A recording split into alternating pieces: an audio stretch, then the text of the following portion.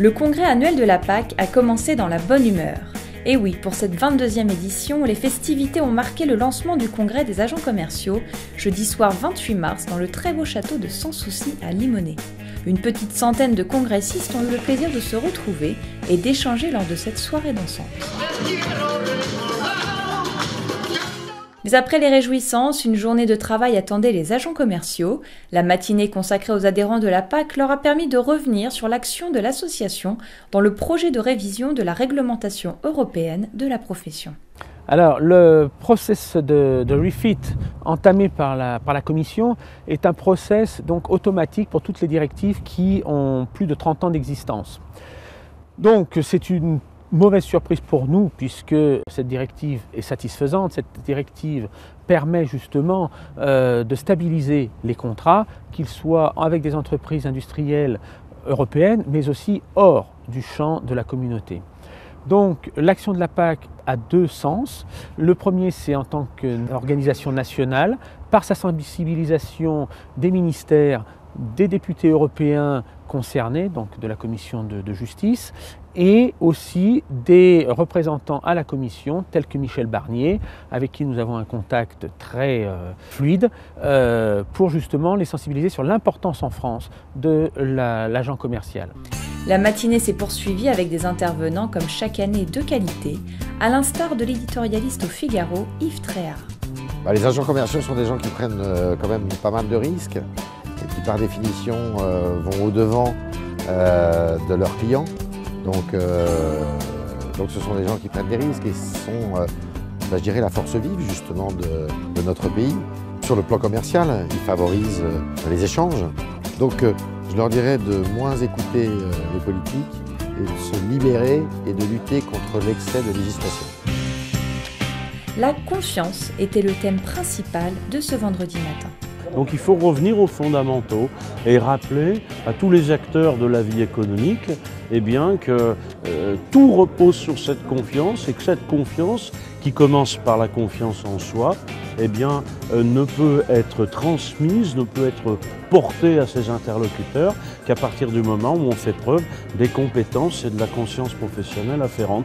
Donc le retour à la notion de confiance, c'est le retour aux fondamentaux.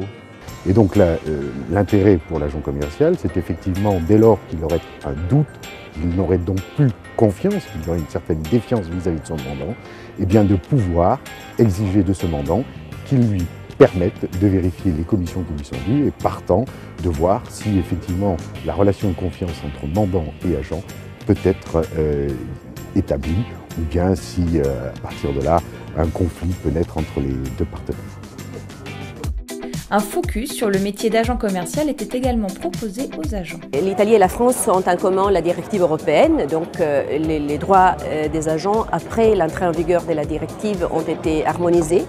Maintenant les principes sont communs, il reste des différences, surtout en ce qui concerne l'indemnité de rupture, qui suit des critères et des moyens de calcul très différents. Une journée riche en enseignements pour les agents commerciaux.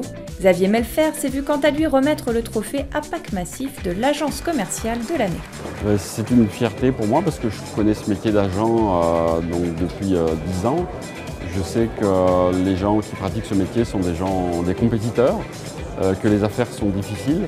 Et effectivement, je ressens ça comme un honneur pour la profession et pour moi-même. Vraiment ravi. Je viens de passer 2 semaines difficiles avec beaucoup de déplacements, exposant sur un salon ici dans la région, là, à Valence. Donc j'étais fatigué, mais là je suis en pleine forme.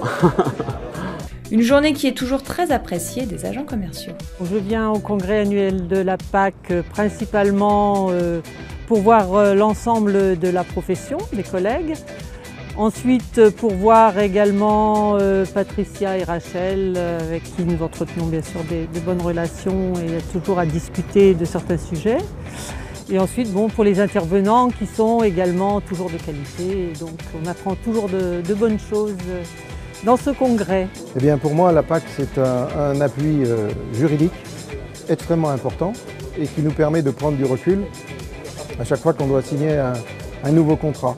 Il faut dire que ces représentants en région sont toujours à l'écoute et à la recherche de nouvelles idées pour permettre aux agents de vivre au mieux la solitude qu'impose le métier. Nous organisons je dirais 2 fois par an, des réunions déjeuner. Donc on l'a surnommé la table de l'agent co. Il y a des repas qui se déroulent sur Annecy, sur Grenoble, sur Lyon. Ça nous permet de se retrouver, d'échanger, parce que bien souvent l'agent commercial est seul la semaine. Et là, ça lui permet de pouvoir se retrouver entre collègues. Nous sommes dans une situation économique en France aujourd'hui où les mandats que nous avons avec les industriels sont en baisse d'activité. Il nous faut trouver des nouveaux mandats, donc ça permet avec ce maillage de se donner des informations les uns les autres. Autrement, nous faisons des réunions près des CCI, des interventions à Brest ou dans d'autres villes.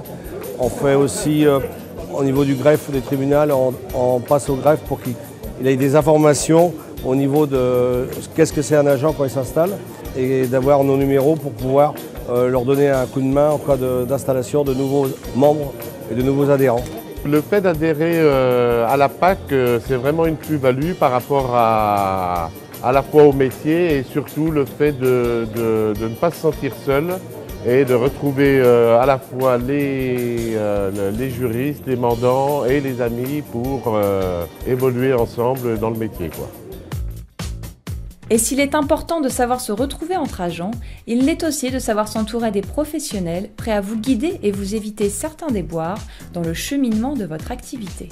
Effectivement, dans le cadre de l'activité du service juridique de la PAC, nous conseillons toujours aux mandants ou aux agents commerciaux de signer un contrat équilibré où il y ait une juste contrepartie des obligations réciproques de chacune des parties au contrat. C'est vrai que cette profession qui est réglementée prévoit notamment l'obligation de s'inscrire au registre spécial des agents commerciaux. Donc sans cette inscription, en fait, un agent commercial qui exerce en tant que personne physique n'aura pas d'existence d'un point de vue juridique, légal, fiscal, social. Et donc là, c'est après du travail clandestin, du travail au noir, et ça peut coûter cher. Autre temps fort de ce congrès 2014, l'annonce du partenariat instauré entre l'APAC et l'IAE de Lyon. Alors l'objectif de la formation APAC-IAE est simplement de démontrer aux entreprises que leur collaboration avec des agences commerciales se fera avec des entreprises qui constamment ont le souci d'être au niveau, d'être à la pointe des dernières techniques de vente, des dernières approches, d'avoir une approche de la fonction commerciale englobant tous les aspects de cette fonction. Alors, ce partenariat est issu d'une réflexion sur les besoins en compétences des agents commerciaux et donc pouvoir leur proposer un parcours de formation complet qui permet de déboucher sur un diplôme en additionnant 5 certificats qu'ils pourront capitaliser au fur et à mesure. Moi, je souhaiterais aborder les critères, en fait, les formalités quant aux prises en charge de certaines formations. C'est vrai que tout agent commercial, qu'il exerce sous forme société ou en entreprise individuelle, cotise à la formation. Ceci lui ouvre droit à la prise en charge de certaines formations. Pour l'agent commercial entreprise individuelle, donc il cotise lui à hauteur de 90 € auprès du RSI qui sont versés au FIFPL et c'est donc le FIFPL qui finance certaines formations. Et pour toute demande de prise en charge, il convient tout simplement de télécharger sur le site fifpl.fr un dossier de demande de prise en charge, à renvoyer complété bien entendu avant la date de formation, accompagné des pièces qui sont demandées, à savoir devis, plan de formation, attestation de versement contribution formation et relevé d'identité bancaire. Une formation qui permettra aux agents d'optimiser leurs performances et de s'attaquer aux marchés européens. Alors, les agents commerciaux peuvent dynamiser les ventes des entreprises européennes. Lorsque, par exemple, on reçoit une délégation d'entreprises serbes en septembre 2014, on souhaite leur présenter des entreprises, mais également des agents qui pourraient élargir leur gamme, leur carte et pouvoir établir des partenariats industriels, commerciaux sur la France avec ces entreprises dans le secteur de l'ameublement. En somme, un congrès une fois de plus réussi. L'année prochaine, préparez vos bagages, vous pourriez vous envoler vers un pays plus exotique.